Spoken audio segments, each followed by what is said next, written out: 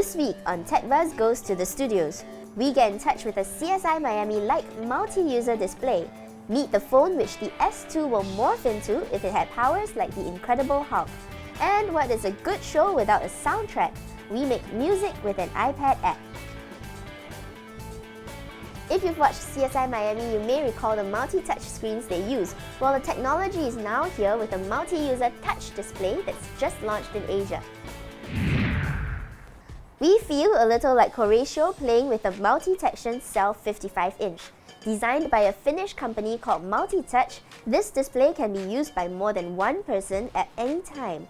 Besides being able to differentiate between hands and IR styli, it can also read 2D optical codes, and you can combine as many as 24 cells to make it a ginormous touchscreen. For example, in Japan, we have a restaurant where all the customer tables and walls are interactive. So you can basically go there and buy food, drinks from the menus on a table. You also have customer cards where the VIP customers have their own services by showing a card to a table. Just when you thought it was safe to go into the office,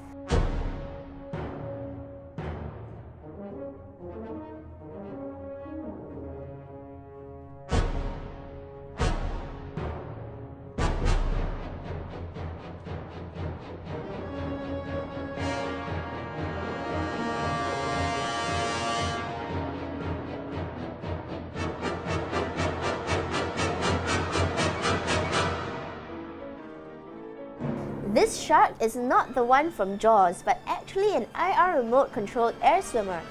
Filled with helium, you'll have to use the balloon indoors or risk it floating away.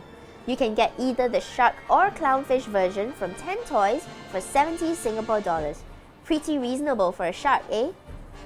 You know how people say go big or go home? Well, Samsung has decided to go big. Perhaps you could even say ginormous. And do note that we are talking about its smartphone range here. Let's see if bigger equals better in our rather unconventional lab tests. Samsung has one-upped the 4-inch competition with the 5.3-inch Galaxy Note. And just for comparison, we also throw in Samsung's latest slate, the Galaxy Tab 8.9. We ran a pocket test for both devices, along with the flagship Galaxy, the S2. Of course, the slim handset fits fine in any pocket with space to spare. The Galaxy Note also managed to squeeze into baggy jeans well, but you can't sit comfortably if you're wearing skinny jeans. Finally, we come to the Galaxy Tab 8.9. Looks like it's no way, Jose, you definitely need big and deep pockets for this slate. Next, the sun blocker test. If you don't want to get wrinkles around your eyes from squinting in the sunlight, you may try to use your mobile device as a shield. The S2 was practically useless in strong sunlight, while the Note and Tab 8.9 make better sun shields. Imagine a world without musical instruments. How would Justin Bieber make music? Well, if you could call that music, that is. We imagined that he would use an iOS app called Crystal Garden, which was developed by Singapore Polytechnic lecturer James Spicer.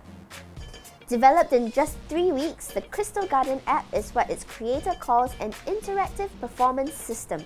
You can tweak the tones, scales, and intensity of each element. Another app Spicer built is Melodophone.